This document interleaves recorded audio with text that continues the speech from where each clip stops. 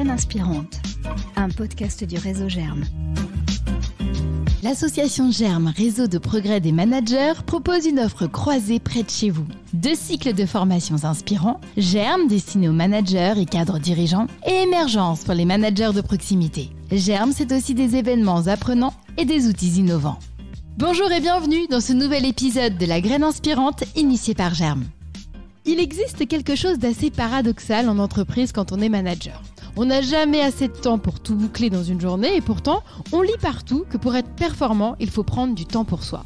Il paraît même que les grands managers prennent du temps pour eux-mêmes et réfléchissent, planifient, traitent et agissent.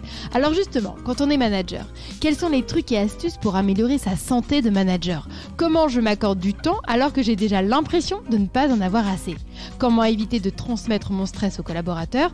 Toutes ces questions et bien d'autres, nous allons les poser à notre invitée.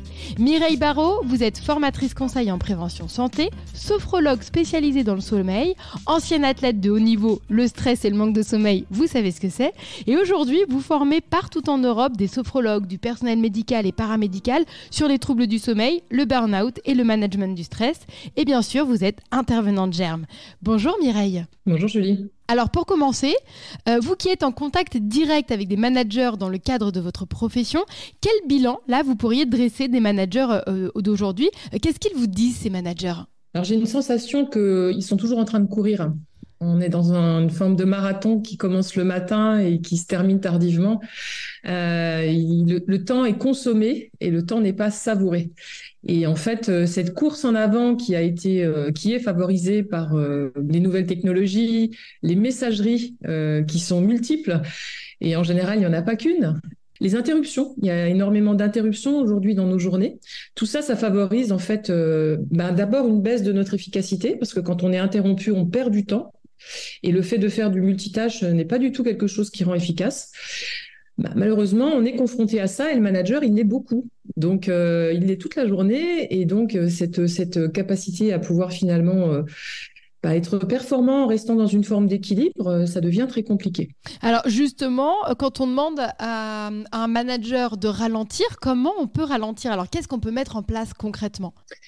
Alors moi, j'ai fait une observation récemment et j'ai observé que les personnes qui fument des cigarettes s'octroient des temps de pause en journée, plusieurs fois dans la journée. Les non-fumeurs, et il y a une majorité de non-fumeurs dans les entreprises, je ne stigmatise pas du tout les fumeurs. Je me suis dit que peut-être qu'on pourrait créer des espaces j'appelle ça le calumet de la pause. Quand les fumeurs sortent, les non-fumeurs en profitent eux aussi pour faire des exercices de respiration. Alors au lieu de respirer de la nicotine, et je vous encourage à faire plutôt cette version du calumet de la pause que le calumet de la cigarette, c'est de tout simplement profiter de ces moments-là pour se rééquilibrer.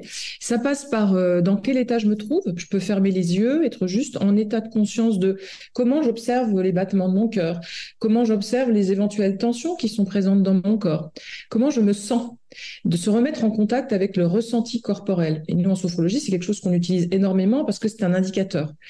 D'abord parce que le corps, c'est le premier à réagir à toute forme de stress. Donc, il y a des mécanismes réflexes qui sont d'abord corporels, ensuite émotionnels, puis mentaux. Donc, prendre conscience de son état corporel, c'est déjà une première étape qui peut être très courte. Il suffit de fermer les yeux, peut-être de se mettre à observer sa respiration, d'observer si on a des tensions dans le corps, de se remettre en lien avec soi-même tout simplement. Et ça, aujourd'hui, c'est accepté par les managers que vous suivez ou même les dirigeants d'entreprise de prendre ce temps comme ça, de dire je vais prendre un peu de temps pour moi, d'observer ce qui se passe en moi ? Alors, moi, je pense que les managers, et comme beaucoup de personnes dans les entreprises, on a une quête finalement de réussir à délivrer un certain nombre de tâches, à fermer certains dossiers sur la journée. Et on confond quantité et qualité. Et la quantité et l'urgence ne favorisent pas la qualité. On peut travailler moins, être beaucoup plus performant. Et les temps de pause qu'on va prendre, les fumeurs s'octroient bien ces temps de pause, nous permettre de finalement nous offrir ces temps de pause, c'est s'autoriser à être tout simplement plus performant dans la journée, mais aussi à se sentir mieux.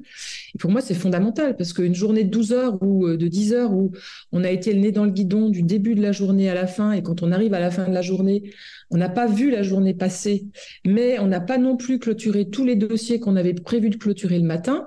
En fait, ça génère pas du bien-être, ça génère une forme de charge mentale supplémentaire, ça génère des tensions, ça génère de la frustration, ça peut générer même du questionnement sur les compétences. Donc pour moi, intégrer ces temps de pause dans la journée qui peuvent être des temps courts de respiration, de pratiques de cohérence cardiaque, d'autres types de pratiques, il y en a plein qui sont des petites pratiques courtes. En fait, ce que ça va permettre, c'est tout simplement de rentrer dans une forme d'efficacité qui va être meilleure, mais aussi une sensation de vivre sa journée en la savourant et pas en la subissant. Vous avez parlé de sophrologie, c'est votre spécialité. Est-ce que vous pouvez nous rappeler très brièvement ce qu'est la sophrologie ? Alors, la sophrologie, c'est une discipline qui a été créée par un neuropsychiatre dans les années 60, le professeur Alfonso Caicedo, qui était d'origine colombienne et espagnole. Et lui, en fait, il a développé cette pratique, et cette pratique a pour ambition et objectif de développer l'harmonie de la conscience. Donc, qu'on se rende conscient de ce qu'on est en train de vivre, de notre existence, et qu'on puisse, par certaines pratiques, renforcer cette harmonie. Et l'harmonie, c'est aussi intégrer les valeurs qui sont importantes pour nous dans notre existence. Et quand on est conscient de soi et de ses valeurs, on va être capable tout simplement de rencontrer la vie avec parfois ses difficultés, avec ses moments de joie et parfois ses moments de peine, et puis ses moments de questionnement, parce qu'on est toujours en mouvement, en étant toujours aligné avec ce matériel qui est profondément à l'intérieur de nous, mais qu'on peut rencontrer, découvrir, et c'est un entraînement de rencontrer ça. Voilà. Et est-ce que justement là, il vous vient un cas concret d'un manager que vous avez accompagné et qui a pratiqué soit de la cohérence cardiaque, soit de la respiration, et qui a vu sa difficulté de dépasser ? Mais j'en ai plein. Bien sûr que moi, ça fait 20 ans que je pratique, ça fait 20 ans que j'interviens en entreprise. J'ai développé les premiers protocoles de prévention des troubles du sommeil aux Pays-Bas en 2008, donc ça fait maintenant un moment que je suis en interaction. Alors, il y a bien sûr, il y a plein d'anecdotes qui peuvent être racontées. Il y a des anecdotes sur la personne qui recommence à dormir, la personne qui pense qu'elle n'est pas du tout sujette au stress. C'est un manager d'un grand groupe du CAC 40 que j'accompagnais qui m'expliquait qu'il n'avait pas de problème de stress. Par contre, il dormait pas bien.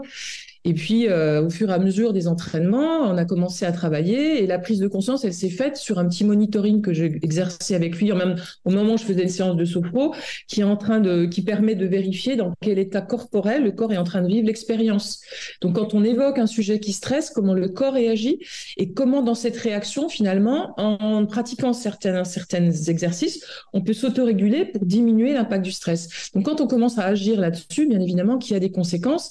Là, en l'occurrence, c'était sur la qualité de son repos, mais de la qualité de son repos va aussi dépendre la qualité de sa journée et sa capacité à finalement traverser les stress de la journée. Ça fait partie de la vie, le stress, c'est pas mauvais ou bien. Le problème, c'est quand on est sous stress de manière continue, de manière chronique, et qu'on n'a pas d'espace de récupération. Et les temps de pause que j'évoquais tout à l'heure, ils sont précieux pour ça aussi. Ils nous permettent de nous autoréguler. Le mode réflexe de réaction au stress, il est naturel. Nous sommes équipés comme cela, c'est normal, c'est naturel. Donc, en avoir conscience et se rendre compte que les surstimulations qu'on rencontre aujourd'hui dans nos modes de vie en 2023-2024, et là, c'est là, on fait avec. Donc notre mode réflexe, il fait avec ce qu'il a, et les contextes auxquels on l'expose, le fait qu'il est tout le temps surstimulé. Donc comprendre ça et se dire on n'est pas des robots, nous sommes des êtres humains, et mettre en place une stratégie de prévention, parce que moi je suis vraiment dans la prévention, pour moi ça parle de ça. Et le manager, sa responsabilité, c'est aussi de prendre soin de lui. Souvent les managers, ils prennent soin de toutes leurs équipes, ils les envoient en formation, et puis ils oublient un petit peu de prendre soin d'eux. C'est un peu, les dirigeants font un peu la même chose. Et je pense que c'est important d'avoir aussi cette conscience-là, que nous sommes tous des êtres humains, que c'est pas parce qu'on a beaucoup d'expérience qu'on se préserve du stress. Le phénomène d'habituation n'existe pas. Dans les aéroports, les gens qui habitent à côté vous expliquent qu'ils n'entendent plus les avions quand ils décollent ou quand ils atterrissent. La réalité, c'est que si on mesure l'hormone du stress à chaque fois qu'il y a un avion qui décolle ou un avion qui atterrit, il y a une production de cortisol. Donc, il ne faut pas se leurrer. Et c'est pour ça que ces temps de pause, pour moi, c'est vraiment une manière de prévenir et puis de rencontrer ce que j'appelle le développement durable de l'humain. Vous avez dit, Mireille, il n'y a pas de bon ou de mauvais stress. C'est plutôt comment on autorégule notre stress, comment en fait on le comprend finalement. Comment on accepte qu'il soit présent, c'est physiologique. Comment on comprend comment la machine fonctionne, ça sert à ça. Moi, les interventions que je fais, il y a plein d'autres personnes qui le font aussi avec d'autres angles d'attaque, mais l'éducation thérapeutique, pour moi, elle est fondamentale. Faire comprendre, une fois qu'on a compris, quelles ressources on peut utiliser pour justement vivre mieux, intégrer ces dimensions, comment on peut se protéger des interruptions, par exemple. Est-ce qu'on met en place des sessions où 2 heures par jour, on n'est pas dérangé? Et puis, il y a quelqu'un d'autre dans l'entreprise qui prend le relais pour bien avancer sur certains dossiers. Est-ce que on limite le nombre de messageries, on supprime les notifications? Il y a plein de stratégies qui sont très, je dirais, d'organisation qu'on peut mettre en place. Et puis, il y a les stratégies qui vont concerner la personne à titre personnel, à fonction de ses tendances, de ses mécanismes de réaction, parce qu'on n'est pas tous pareils. Il y en a qui vont avoir tendance à appuyer plus fort sur le champignon et cette intensité. On peut pas tellement se rendre compte de est-ce que c'est normal, anormal, est-ce qu'on est dans des extrêmes ou pas. En revanche, si on commence à le subir et que ça devient quelque chose qui est perturbant, quelque chose qui vient déranger en journée, qui commence à mettre, je dirais, dans un inconfort, dans l'anxiété ou des tensions, il faut s'interroger, qu'est-ce que je mets en place pour préserver ça, pour arrêter ça et me préserver moi? Ce qui serait pas mieux, c'est d'aller directement à l'origine. Alors bien sûr qu'on agit aussi, il faut agir sur les causes, c'est ce que j'évoquais, c'est-à-dire que les pratiques qu'on peut avoir pour se préserver sont importantes. Maintenant, mettre en place dans son environnement un certain nombre d'actions qui vont permettre de, par exemple, stopper l'interruption sur des créneaux horaires. Je regarde mes mails, mais pas toutes les 30 secondes. Et donc, là encore, tous ces mécanismes réflexes, dès qu'il y a une notification, le petit animal qui sommeille en nous, il va vouloir regarder ce qui se passe. On peut pas faire autrement, c'est du réflexe. Que ce soit sonore ou visuel, c'est pareil, ça nous crée une alerte.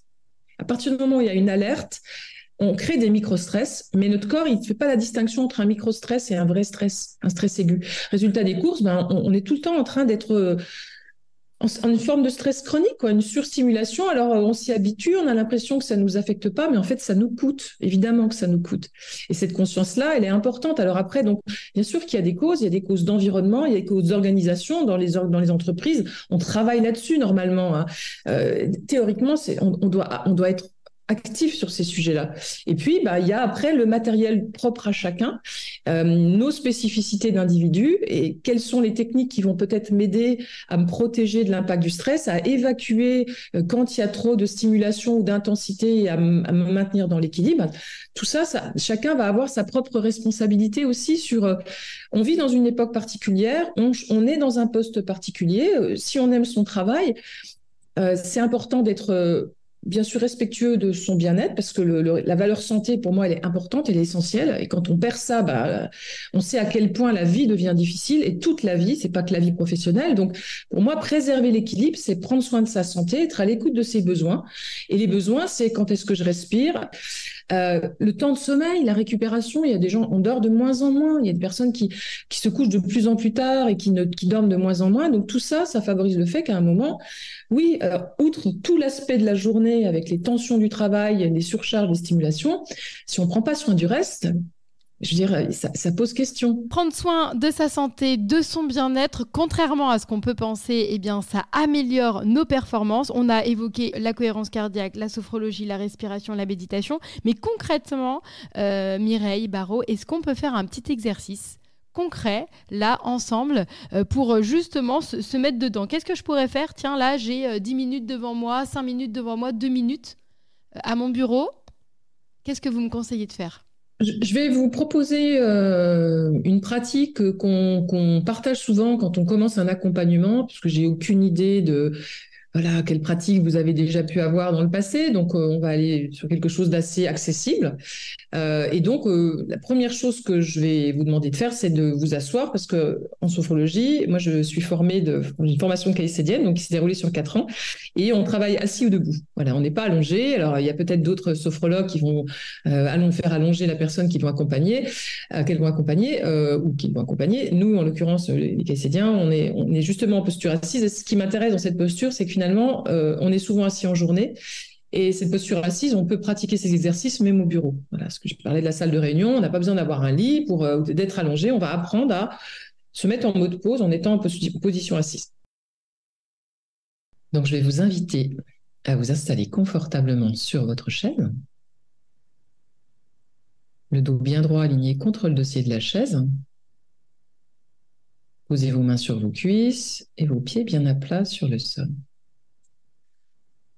Vous pourrez bien sûr modifier votre position durant les minutes qui viennent, si vous le souhaitez. Je vous invite à fermer les yeux.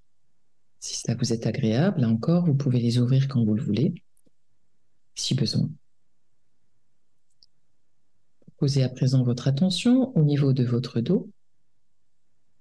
Je vous invite à accueillir les muscles de votre dos contre le dossier de la chaise, du haut du dos jusqu'en bas.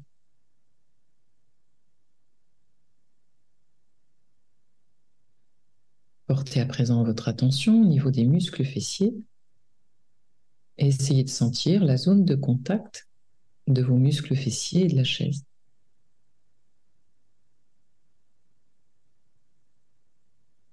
De la même manière, posez à présent votre attention au niveau de vos pieds et exercez quelques pressions des pieds sur le sol, puis relâchez-les pour sentir vos talons, la plante de vos pieds et vos orteils bien étalés.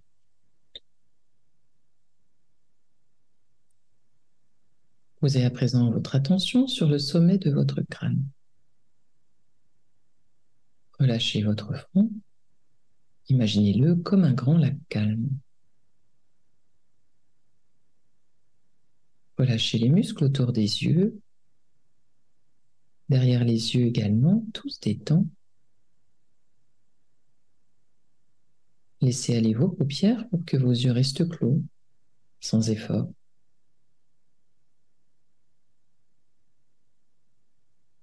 Relâchez vos joues, l'extérieur, l'intérieur.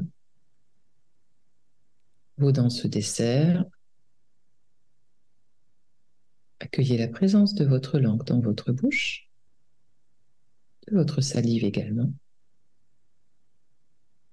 Relâchez votre menton et vous accueillez la présence de votre visage, de votre tête en train de se détendre. Posez à présent votre attention au niveau de l'avant du cou et laissez aller les muscles de l'avant du cou. Ça se détend, ça se relâche à l'avant. Ça se dépose également à l'arrière, au niveau de la nuque, le long du cou, jusqu'aux épaules, tout se libère. Peut-être sentez-vous que vos épaules s'abaissent légèrement, comme attirées par la pesanteur. Relâchez les muscles de vos bras, laissez aller vos coudes, les avant-bras également se relâchent, vos poignets s'assouplissent pour lâcher le dos des mains jusqu'au bout des doigts, la paume également se détend. Et vous accueillez la présence de votre cou, de votre nuque, de vos épaules, de vos bras et de vos mains en train de se relâcher.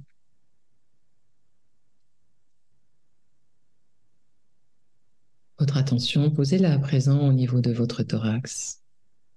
Prêtez attention aux petits mouvements du thorax qui accompagnent la respiration pendant quelques instants.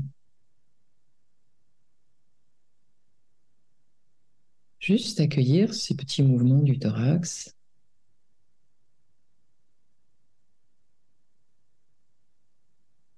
Petite vague qui monte et qui descend.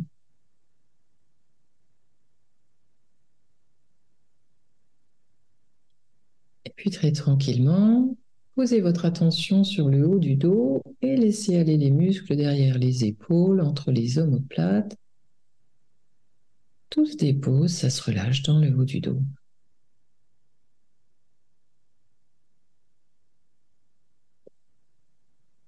Et vous accueillez la présence de votre thorax et du haut de votre dos en train de se détendre. Posez à présent votre attention au niveau de votre ventre et laissez-le aller. Relâchez-le.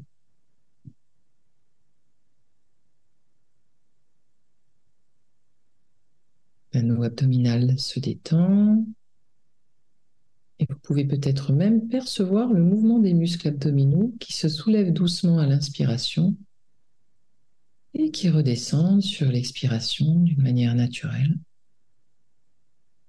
Juste prêter attention à cette petite vague qui monte à chaque inspiration douce et puis qui redescend à chaque expiration douce. C'est fluide et continu.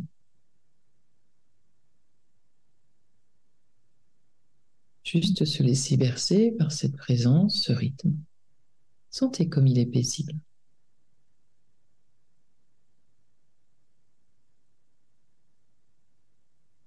Votre attention, posez-la à présent au niveau du bas de votre dos et je vous invite à relâcher les muscles de la ceinture lombaire dans le bas du dos, à l'arrière, les muscles s'étalent dans le relâchement comme si vous voulez prendre plus de place.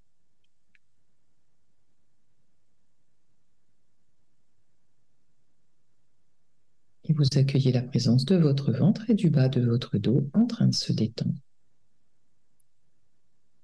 Votre attention, posez-la à présent au niveau de vos muscles fessiers et laissez-les aller, ces muscles. Peut-être sentez-vous qu'ils appuient un peu plus fort sur l'assise. Déverrouillez vos hanches et votre bassin. Relâchez les muscles de l'arrière des cuisses. La face externe également se détend, tout comme l'intérieur, ce qui se relâche. Déverrouillez vos genoux, vos mollets, vos chevilles, vos pieds sur le sol, des talons jusqu'aux orteils, tout se détend. Et vous accueillez la présence de tout le bas de votre corps en train de se relâcher. Un moment pour accueillir toute la corporalité détendue. Un moment pour retrouver son équilibre, son harmonie.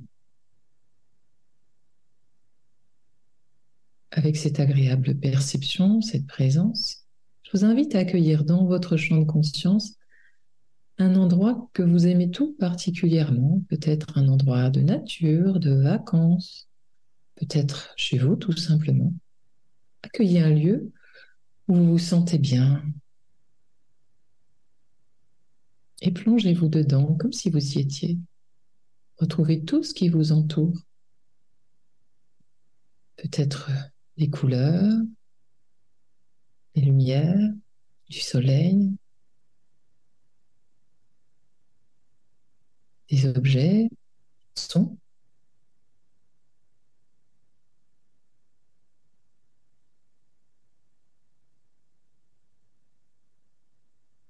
Peut-être des odeurs.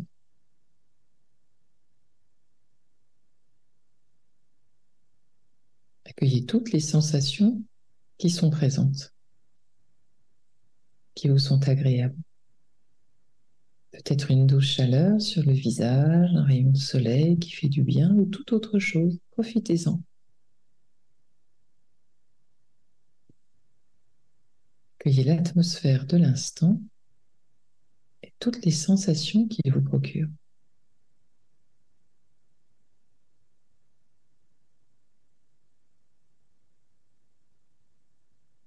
Et puis très tranquillement, vous allez garder ce lieu dans un coin de votre conscience et vous préparer à terminer cette petite session en prenant 3 respirations profondes.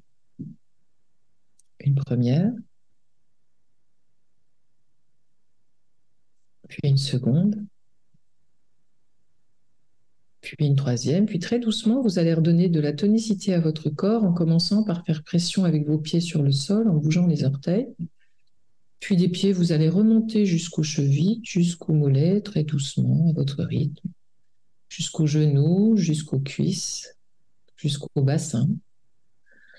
Les mains, les poignets, le ventre, le bas du dos, les épaules, le thorax, le cou, la nuque, le visage. Vous prenez tout votre temps pour une complète récupération.